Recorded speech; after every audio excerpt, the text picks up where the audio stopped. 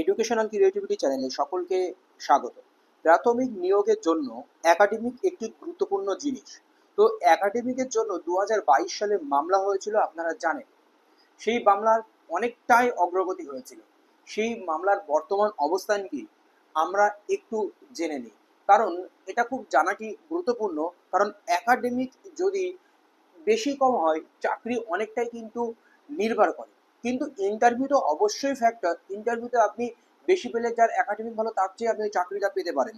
দেখুন, এখানে যে দাবিটি মূলত করা হয়েছিল, secondary examination Madhyamik on or before 2024 এবং higher secondary examination or or before 2006।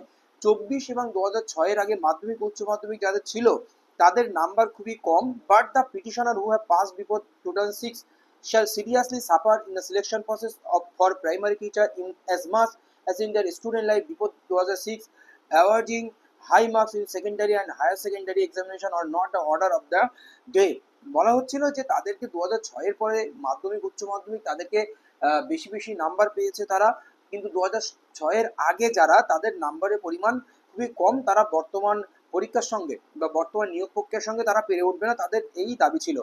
The petitioner have also stated that in present selection process of 2022 for the primary school teacher as the academic marks for the purpose of selection to the post of primary teacher will be taken into consideration. The candidate who have passed out in the recent years in after 2016 will definitely have a better chance of success in the selection process, and hence the person who have passed out on or before 2006 shall be highly prejudiced in the same selection process, and furthermore the petitioner shall be age barred after the selection process initiated 2022. 2022 selection পরেই তাদের বয়স চলে যাবে যদি তারা সেই রিক্রুটমেন্টে সেই সমতা বজায় না থাকে বা মার্কসের বিষয় থাকে। যারা 2006 আগে যারা পাশ করেছে তাদের সঙ্গে খুব বঞ্চিত হবে তারা, এই কথাটি এখানে লেখা রয়েছে। তো এখানে বলা হচ্ছে যে 2006-এর পরে যে পরীক্ষা হয়েছিল, শর্ট অ্যান্সার টাইপ ছিল, সেখানে সেই সমস্ত দাবি কিন্তু তারা করেছে, কিন্তু 2006-এর আগে নাম্বার পাওয়া খুব কঠিন ছিল। এরকম একটা বিষয়ে দাঁড়িয়ে বিচারপতি বিষয়টি গুরুত্ব দিয়েছেন। syllabus old syllabus means the syllabus that was existence before 2016 since when the question pattern of examination মাধ্যমিক and higher secondary এই সমস্ত তাদের দাবি কিন্তু ছিল। From the said reports, I find support of the contention raised by the petitioner on the basis of records maintained West Bengal Board of Secondary Education. West Bengal Board of Secondary Education এর কাছে report চাওয়া হয়েছিল, সেই report জমা দিয়েছিল, তাতে justice Abhijit Gangopadhyay satisfy হয়েছিল। সেই রিপোর্টে কি কি তথ্য লেখা ছিল, রিপোর্টের যে তথ্যগুলো উঠে এসেছে যে 1986 আপ টু 2022 যে নাম্বার পাওয়ার যে গতি, কত পার্সেন্টেজ পাস করেছে, হাইয়েস্ট মার্কস কত, সেই সমস্ত একটা এক্সেল শিটে করে কিন্তু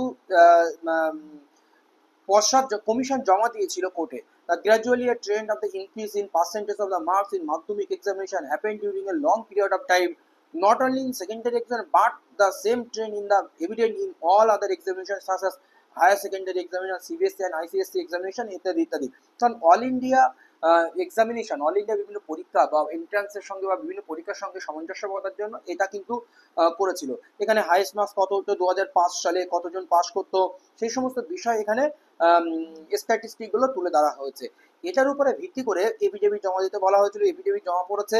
এই এফিডেভিটে আরও কিছু তথ্য তুলে ধরেছিল, কেন এটা হয়েছে আর কি জন্য করা হয়, আর নাম্বার কেন শর্ট কোশ্চেন করা হয়েছে, কেন কম্পিটিশনটা কি অল ইন্ডিয়া লেভেলে সমতা বজায় রাখার জন্য, এই সমস্ত তথ্য এখানে কিন্তু তুলে ধরা হয়েছে। এই তুলে ধরা হওয়ার পরে কোর্ট বিস্তারিত এগুলো আলোচনা করেছেন বা দেখেছেন সেটি এখানে বলা যায়। দেখুন, from annexure of the said affidavit report in the found that 2016 report the percentage of the first division was below 10%, but for the 6% of the first division in 2022 সালে ফার্স্ট ডিভিশন মানে 60% ওপর নাম্বার পাচ্ছে, 80% প্রায় 78.50, আর তখন পেত 2006 সালের আগে 10% হচ্ছে ফার্স্ট ডিভিশন পেত। এই তুলনাটা এখানে করা হয়েছে। এরপরে এটার উপরে ভিত্তি করে কিন্তু জাস্টিস অভিজিৎ গঙ্গোপাধ্যায় মিত্র কমিশন গঠন করে দিয়েছিলেন। সেই মিত্র কমিশনের মিটিং হয়েছিল। দেখুন, for the reason as appropriate, I constitute a committee of the statistics to be headed by Dr. Shubhomay Moitro, Professor and Head Applied Statistics Unit India Statistical Institute Kolkata as chairman of the committee. তো chairman করে মিত্র committee গঠন করে দেয়। সেই committee দীর্ঘদিন ধরে কিছুদিন ধরে সেই অগ্রগতি করেন, তাদের ফার্স্ট মিটিং হয়। একাধিকবার অভিজিৎ গঙ্গোপাধ্যায় বেঞ্চে 18 দিন পর্যন্ত এই মামলাটি শুনানি হয়। তারপরে এরপরে কি হচ্ছিল আপনারা দেখে নিন। দেখুন, এই যে স্ট্যাটাস এটি আজকেই ডাউনলোড করা। তো এই যেটা বলছে যে নেক্সট হিয়ারিং 1 সেপ্টেম্বর 2025 হিয়ারিং ছিল, কিন্তু সেই মামলা শুনানি হয়নি। গত কয়েকদিন আগেই এই মামলার হিয়ারিং এর জন্য লিস্টেড ছিল। কোথায় জাস্টিস পার্থ সারথী চ্যাটার্জির বেঞ্চে এই মামলা শুনানি হবে, কিন্তু কি হয়েছে বিষয়টি চলুন আমরা স্পষ্ট ক্লিয়ার করে নিই। এখানে একাধিকবার শুনানি হয়েছে, বেশ 19 বার শুনানি হয়েছে, তার মধ্যে 18 বার জাস্টিস অভিজিৎ গঙ্গোপাধ্যায়ের বেঞ্চে শুনানি হয়েছে। 10/6/2024 শেষ হিয়ারিং হয়েছে জাস্টিস রাজাশেখর মান্থার বেঞ্চে। এর পরের দিনও কিন্তু এই মামলার জন্য ডেট বসেছিল, কিন্তু সেই দিন আর এই মামলার আর শুনানি হয়নি। 11/6/2024 ওই দিন শেষ শুনানির জন্য লিস্টেড হলেও কিন্তু শুনানি হয়নি। 10/6/2024 লাস্ট হিয়ারিং হয়েছিল। তারপরে এগুলো মোশনে ফর হিয়ারিং এর জন্য লিস্টেড হয়েছিল, ডেইলি লিস্ট এসেছিল, কিন্তু কোনো একটা কারণে হয়তো পিটিশনার যারা গুরুত্ব দেয়নি বা অ্যাডভোকেট দাঁড়াননি, সেই কারণে শুনানি হয়নি। একাধিক বিষয় কিন্তু এখানে রয়েছে। তো বিষয়টি এখন ভিডিও করার কারণ কি? ভিডিও করার কারণ অনেকে জানতে চাইছেন যে একাডেমিক মামলার অবস্থান কি, একাডেমিক কি পরিবর্তন হতে পারে, যে মিত্র কমিশন গঠন হয়েছিল সেগুলোর অবস্থান কি, তার জন্য এই ভিডিওটি কিন্তু আমি করেছি। তো এই শেষ যে অর্ডারটি হয়েছিল সেই মামলার, তো সেই ছোট্ট অর্ডারটি আমরা কিন্তু দেখে নেব। 10/6/2024 লাস্ট শুনানি হয়েছিল। তো এই শুনানিতে আপনারা দেখুন, affidavit have been exchanged in the matter, এই ম্যাটারে এফিডেভিট এক্সচেঞ্জ হয়ে গেছে। Let this matter stand adjoint and will listed tomorrow 11/6/2024 under the heading hearing.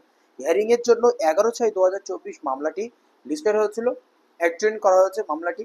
তো এই হচ্ছে বিষয় এখানে দাঁড়িয়েছিল, কিন্তু এরপরে মামলাটি হারিয়ে যায়। ফর হিয়ারিং এর জন্য আসলেও মামলাটি কোনোভাবেই শুনানি হয়নি বা অগ্রগতি হয়নি। তাহলে একাডেমি কোনোভাবে পরিবর্তন হচ্ছে না, যে জায়গায় একাডেমিক রয়েছে সেই জায়গায় থাকছে, এ নিয়ে চিন্তা করার দরকার নেই কোনো। কিন্তু যারা পুরানো রয়েছে তাদের একটু অসুবিধা রয়েছে, কিন্তু ইন্টারভিউতে বেশি নম্বর পেলে আপনারাও চাকরি পাবেন, কিন্তু একাডেমি অবশ্যই ভ্যারি করে, কিন্তু ইন্টারভিউটাও খুব গুরুত্বপূর্ণ। এ হচ্ছে আপডেট, কিন্তু এই রিলেটেড পরবর্তী যদি কোনো আপডেট আছে অবশ্যই আপনাদেরকে দেওয়া হবে। ধন্যবাদ।